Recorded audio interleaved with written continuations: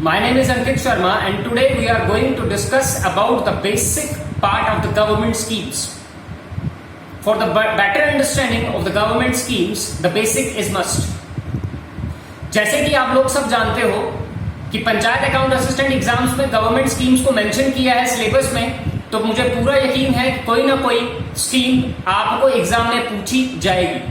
और भी जो स्टूडेंट्स हैं जो कॉम्पिटिटिव एग्जाम्स के, जो हिंदुस्तान के बाकी कॉम्पिटिटिव एग्जाम्स की तैयारी कर रहे हैं, तो उनके लिए भी गवर्नमेंट स्कीम्स के बेसिक को समझना काफी ज्यादा जरूरी है। हमसे गलती ये होती है, हम कभी कभार सीधा स्कीम्स को रटने की कोशिश करते हैं, हम स्कीम्स पे डायरेक्ट कूद जाते हैं बगैर उसके बेसिक को समझे हुए। फिर एग्जाम में जब आपसे बेसिक क्वेश्चन पूछा जाता है तो काफी ज्यादा स्टूडेंट्स वहां पर फंस जाते हैं। तो आज का जो मेरा जो टॉपिक होगा वो पूरा प्योरली बेस्ड होगा basic component of the government schemes पे। आज हम गवर्नमेंट स्कीम्स की नींव तैयार करेंगे, उसका आइडिया जानेंगे कि किस तरह से क्या क्या क्लासिफिकेशन है, क्या क्या कंपोनेंट्स है गवर्नमेंट स्कीम्स की तरफ से। आज का जो टॉपिक रहेगा वो सिर्फ और सिर्फ बेसिक होगा। आने वाले लेक्चर्स में मैं आपको स्कीम्स भी डिस्क्राइब करूंगा। तो आज हम पढ़ेंगे गवर्नमेंट स्कीम्स के बेसिक के बारे में। गवर्नमेंट स्कीम्स, आपको पता है हमारे देश में सेंट्रल गवर्नमेंट भी है तो स्टेट गवर्नमेंट भी है। कौन कौन सी गवर्नमेंट क्या क्या स्कीम्स लेकर आती है, उन स्कीम्स को क्या बोला जाता है, वो आज हम डिस्कस करने जा रहे हैं। तो पहला आपको पता, इस government schemes basically divided into two components. दो कंपोनेंट्स में डिवाइड है। पहला कंपोनेंट है central sector schemes. Central sector schemes, जो नोट्स बनाना चाहते हैं बना सकते हैं। Central sector schemes. दूसरा कंपोनेंट है सेंट्रल स्पॉन्सर्ड स्कीम्स। तो बेसिकली हमने क्या किया, गवर्नमेंट स्कीम्स को डिवाइड किया, एक सेंट्रल सेक्टर स्कीम पर, एक सेंट्रल स्पॉन्सर्ड स्कीम्स पे। दो तरह की स्कीम्स होती हैं, रिपीट करता हूं, सेंट्रल सेक्टर स्कीम्स और सेंट्रल स्पॉन्सर्ड स्कीम्स। अब इनको हम फर्दर डिफाइन करेंगे कि ये क्या होती है। सेंट्रल सेक्टर स्कीम क्या होती है, ये वो स्कीम्स हैं, उस स्कीम्स को बोला जाता है सेंट्रल सेक्टर स्कीम्स जो entirely and directly funded by central government. Very very important, ध्यान से समझना इसको। कुछ स्कीम्स सेंट्रल सेक्टर स्कीम्स होती हैं, जैसे नमामि गंगे, आपने ये स्कीम पढ़ी होगी, नमामि गंगे, ये सेंट्रल स्पॉन्सर्ड स्कीम है, very very important. Jan Dhan योजना, वेरी वेरी इंपॉर्टेंट। ये कौन सी स्कीम्स हैं, एग्जांपल बता रहा हूं सेंट्रल स्पॉन्सर्ड स्कीम्स की। ये एग्जांपल्स हैं सेंट्रल स्पॉन्सर्ड स्कीम्स की। सेंट्रल स्पॉन्सर्ड स्कीम्स वो स्कीम्स होती हैं जो एंटायरली और directly funded by the central government. जो सेंट्रल गवर्नमेंट पूरे तरीके से जो भी इस स्कीम में फंड पैसा यूज होता है वो सेंट्रल गवर्नमेंट लगाती है। और ये जो स्कीम्स का जो पैसा डायरेक्टली बेनिफिशियरीज की तरफ जाता है। तो यहां पर क्या है, सेंट्रल सेक्टर स्कीम, क्या बोला मैंने, entirely and directly funded by central government. ध्यान से समझना, सिर्फ और सिर्फ सेंट्रल गवर्नमेंट ही इन स्कीम्स पर पैसा लगाती है। एंटायरली, पूरा का पूरा पैसा सेंट्रल गवर्नमेंट लगाती है। और डायरेक्टली फंडेड का मतलब हो गया कि जो ये पैसा इन स्कीम्स में लगा है वो डायरेक्ट जाता है बेनिफिशियरीज की तरफ। जरूरत है जिन लोगों को, उनकी तरफ जाता है, डायरेक्ट पैसा जाता है। तो सेंट्रल स्पॉन्सर्ड स्कीम्स वो स्कीम्स हुई जो entirely fund and directly funded by the central government. पूरा का पूरा पैसा सेंट्रल गवर्नमेंट लगाएगी और पूरा पैसा डायरेक्ट किसके पास जाएगा, बेनिफिशियरीज की तरफ जाएगा।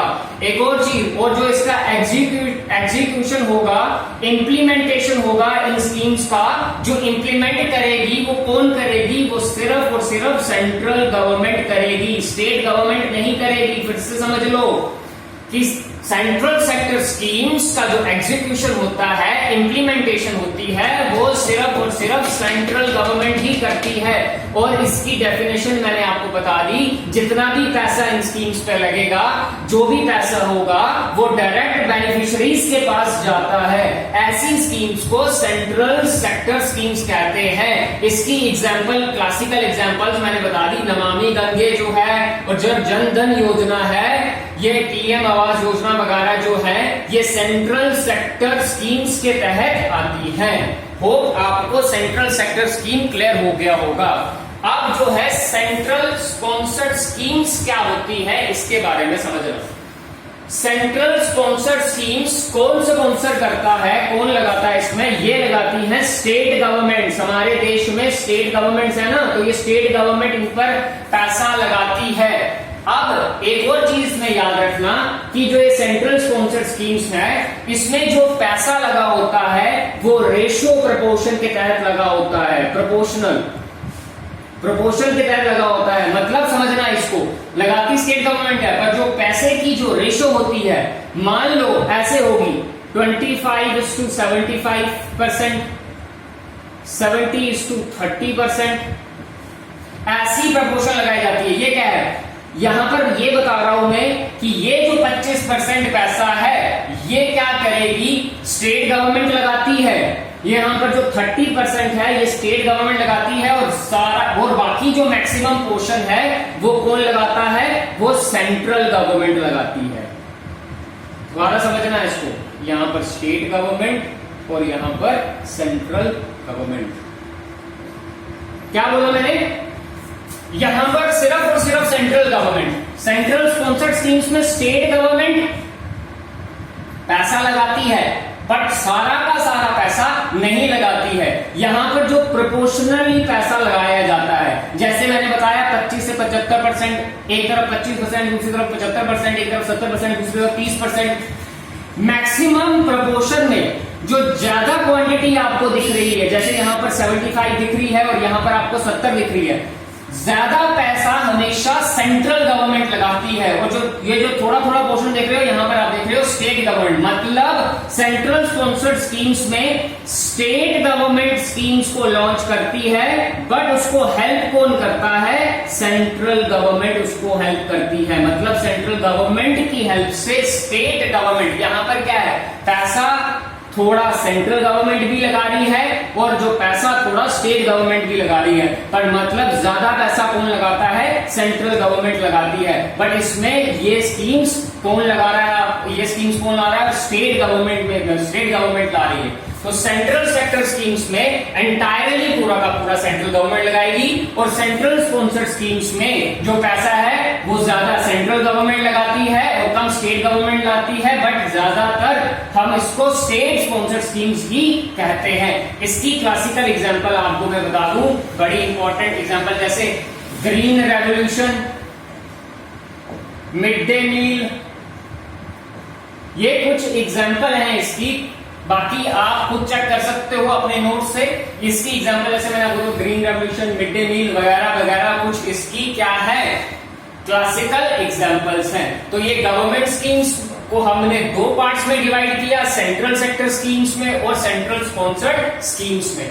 अब जो ये सेंट्रल स्पॉन्सर्ड स्कीम है, ये भी दो पार्ट में डिवाइड है। वेरी इंपॉर्टेंट, ये भी दो पार्ट में डिवाइड है।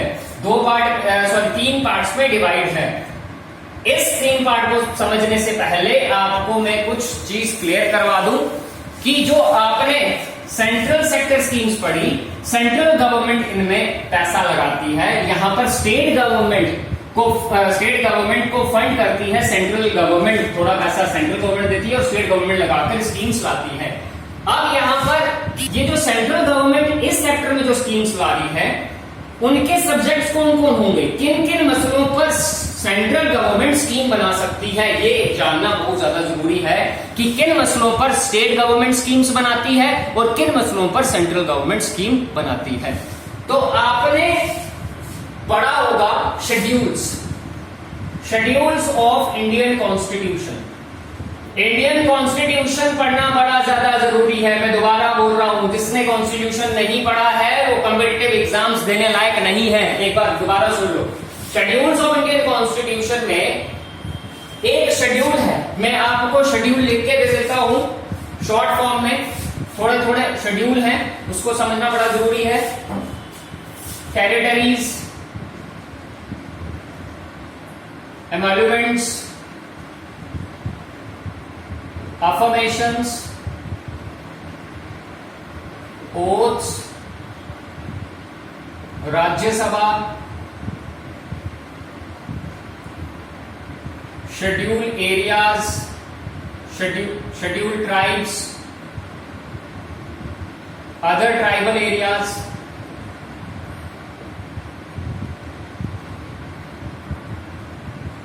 फेडरलिस्ट,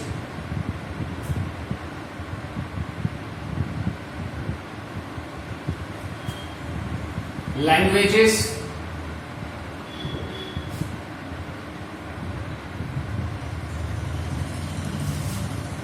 1 2 3 4 5 6 7 जो हमारे देश का शेड्यूल नंबर 7 है, कॉन्स्टिट्यूशन का शेड्यूल नंबर 7 है, उसमें यह बताया है कि एक यूनियन लिस्ट होती है, एक स्टेट लिस्ट होती है और एक कॉन्करेंट लिस्ट होती है।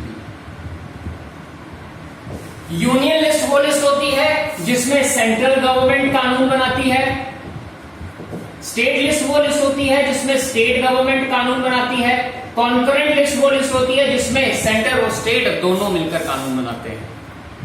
शेड्यूल नंबर 7, ये कौन सा शेड्यूल बोल रहा हूं मैं? Schedule number 7। टोटल 12 शेड्यूल है हमारे इंडियन कॉन्स्टिट्यूशन में, वो मैं आपको पूरा नहीं बताऊंगा, वो अलग टॉपिक हो जाएगा।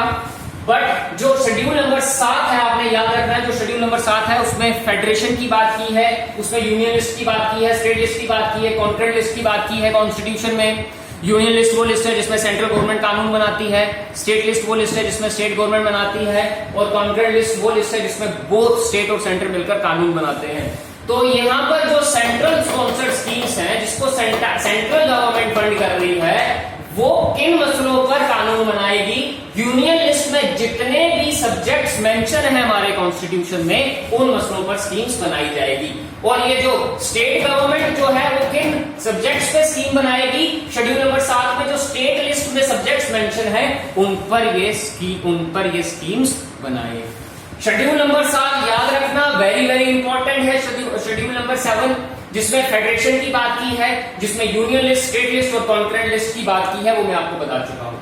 सेंट्रल स्पॉन्सर्ड स्कीम्स में हम वापस चलते हैं। तो सेंट्रल स्पॉन्सर्ड स्कीम्स को हमने 3 पार्ट्स में डिवाइड किया है। एक है core of the core scheme, यहां लिख देता हूं, जो आपकी सेंट्रल स्पॉन्सर्ड स्कीम्स हैं।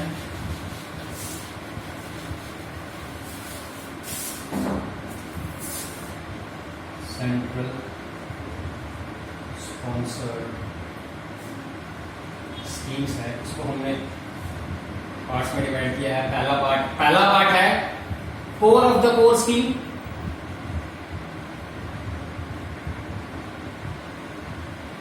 दूसरा पार्ट है कोर स्कीम, और फिर है optional. Core of the core schemes, optional schemes, core schemes और optional schemes. Core of the core schemes क्या है? इसमें स्टेट गवर्नमेंट 25% पैसा लगाएगी और बाकी सेंट्रल गवर्नमेंट। कोर स्कीम्स वो स्कीम्स हैं जिसमें स्टेट गवर्नमेंट 40% पैसा लगाती है, बाकी सेंट्रल गवर्नमेंट लगाती है। ऑप्शनल स्कीम्स वो स्कीम्स हैं जिसमें स्टेट गवर्नमेंट 50% पैसा लगाएगी और बाकी 50% कौन लगाएगा? सेंट्रल गवर्नमेंट लगाएगी। तो सेंट्रल स्पॉन्सर्ड स्कीम्स जो स्टेट गवर्नमेंट लाती है, स्टेट लिस्ट में जितने भी सब्जेक्ट्स हैं, इस लिस्ट में जितने भी सब्जेक्ट्स हैं, उस लिस्ट में उसमें जो स्कीम्स बनाती है वो स्टेट गवर्नमेंट बनाती है, पर उसको फंड भी सेंट्रल गवर्नमेंट भी उसको फंड करती है। तो उस सेंट्रल स्पॉन्सर्ड स्कीम्स में भी 3 पार्ट हैं। एक पहले का नाम है core of the core scheme, दूसरे का नाम है कोर स्कीम और तीसरे का नाम है optional schemes. Core of the core schemes वो स्कीम्स होती हैं जिसमें स्टेट गवर्नमेंट 25% पैसा लगाती है। कोर स्कीम्स वो स्कीम्स हैं जिसमें स्टेट गवर्नमेंट 40% पैसा लगाती है, और ऑप्शनल स्कीम्स वो स्कीम्स हैं जिसमें स्टेट गवर्नमेंट 50% पैसा लगाती है, बाकी सारा सेंट्रल गवर्नमेंट पैसा लगाती है। तो ये इनकी डेफिनेशन है सेंट्रल स्पॉन्सर्ड स्कीम्स की। उसके बाद कुछ एक ऐसी भी फाइनेंशियल बैकवर्ड जो स्टेट्स होती हैं, फाइनेंशियल बैकवर्ड जिनके पास पैसे की कमी है, फाइनेंशियल बैकवर्ड स्टेट्स अगर वो स्कीम चलाना चाहे तो वो सिर्फ 20% पैसा लगाएंगी, बाकी सेंट्रल गवर्नमेंट पैसा लगाती है। तो ये जो था आज का जो हमारा टॉपिक था वो था बेसिक समझना, गवर्नमेंट स्कीम्स का बेसिक समझना कि किन कंपोनेंट्स में डिवाइड है। तो हमने देखा कि जो गवर्नमेंट स्कीम्स हैं वो 2 पार्ट्स में डिवाइड हैं।